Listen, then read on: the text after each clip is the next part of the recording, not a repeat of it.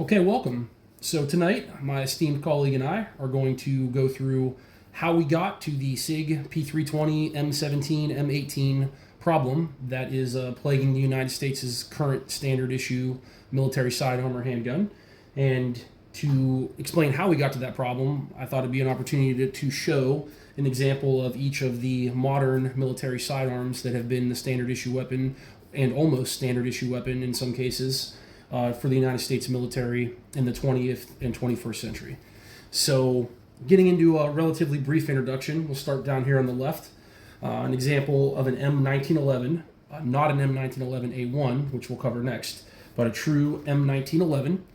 This example is a 1913 produced Colt model of 1911, nomenclature M1911. You can see on the slide marked model of 1911 U.S. Army on the right side of the slide with a low serial number. And on the opposite side, these guns all have been checked clear and safe. You'll see some patent dates, and you'll notice the Colt pony is at the rear portion of the slide, and you'll notice the United States property markings are on the left-hand side of the frame here. Has wood grips. This is an original example I'm fortunate to have with all original finish, including the original Colt two-tone magazine with the lanyard loop.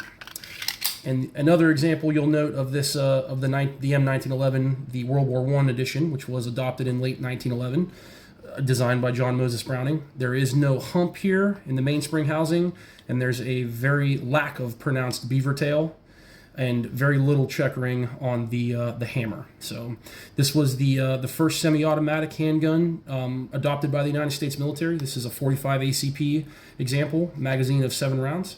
This handgun served in World War I, again adopted in 1911.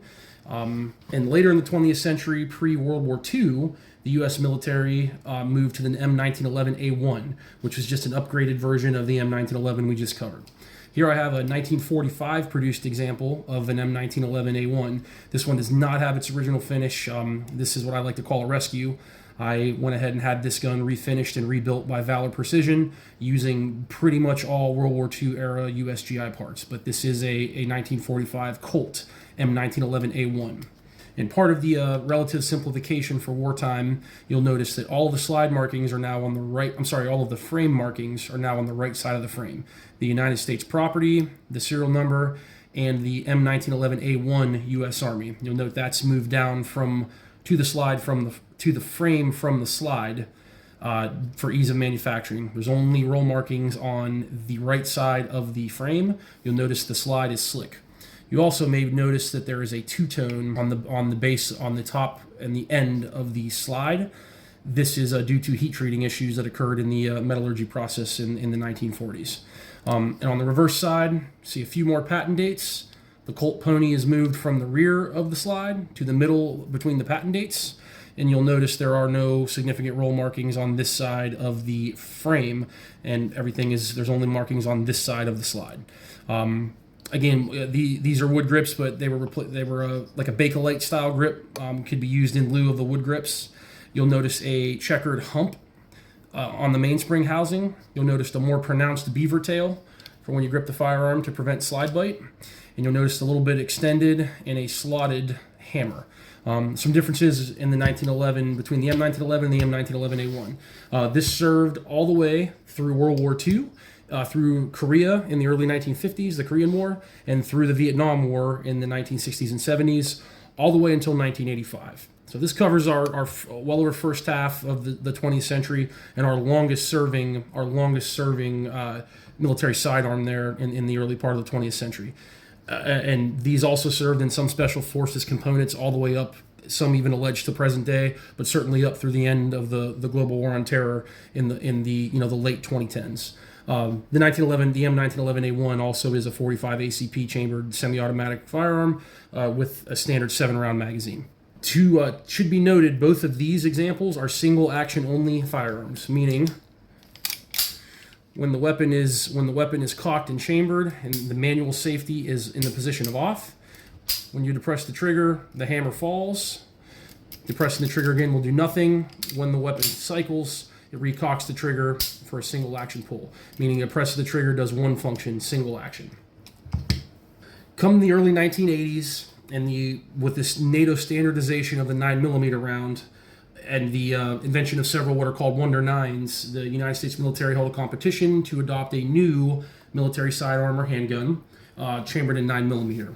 The two finalists of that competition were variants of these two firearms we see pictured here. We have a Beretta M9 handgun, and we have a SIG P226 Mark 25 handgun with a rail. This is an example of a later SIG P226, but a variant of this SIG P226 came down to finalists with the Beretta. The Beretta came in a little bit cheaper on the contract, and the U.S. military selected the Beretta M9 as its standard, all branches of service, as its standard handgun in 1985.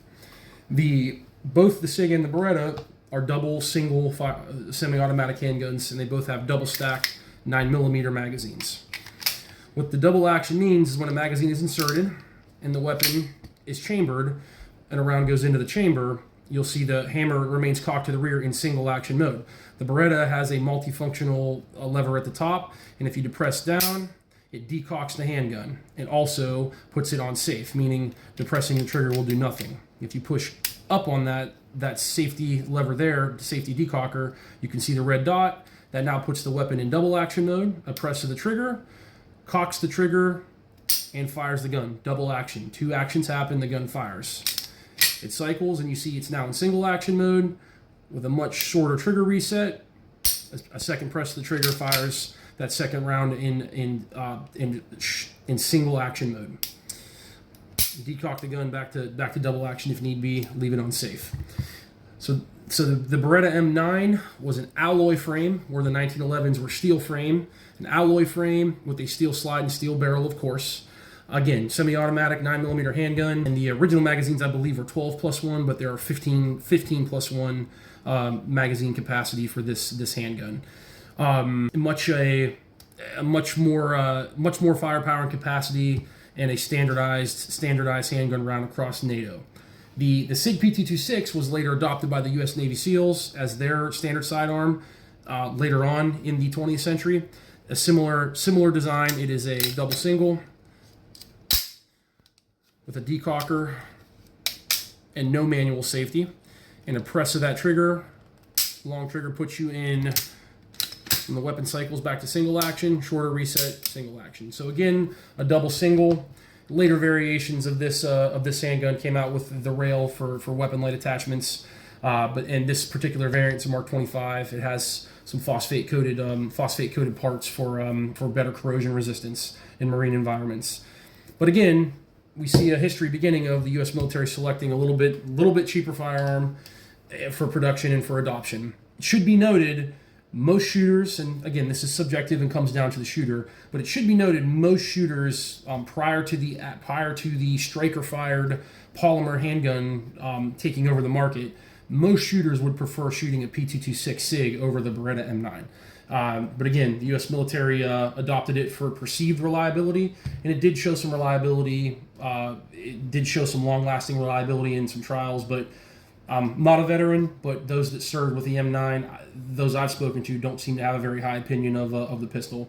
I still hold it in high regard only because of John McClane and Die Hard, and yes, Die Hard is a Christmas movie, so that weapon does hold a special place in my heart. He used the Beretta 92 FS, which is a variant of the M9.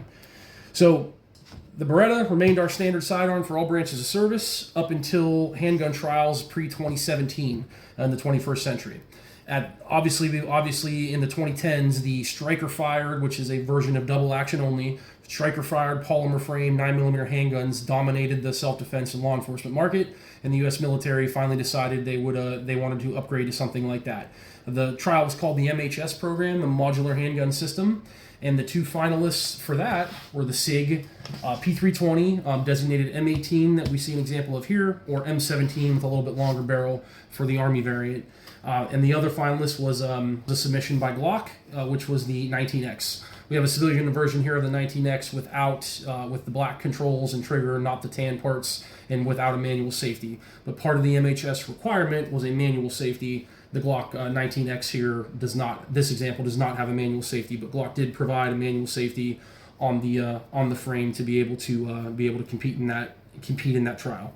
Long story short, there's a ton of content out there about the specifics of that trial, but the SIG was selected basically due to a much lower bid, a much lower cost bid by SIG under Glock. Had the trials been completed, it's pretty much a given now that the Glock is a superior handgun to the P320. Doesn't matter how we got there, we are there, and that's how we got to the M17, M18 platform. But as an example, even slide play alone, the Glock 19, very little movement, significant amount of play in the M18. Try to say this without bias. Full disclosure, I am a Glock user. I am a Glock fan. I have no hatred in my heart towards SIG. These are both examples out of my personal collection. However, it's to me the sturdiness and the feel of the Glock handgun is just it's superior. The grip angle of the grip angle on the M18 and the M17 is more similar to the 1911 and Beretta grip angle than the more European style grip angle of the Glock. And the modularity, meaning the fire control unit being removed from the M18 or M17, were some big selling points in its adoption.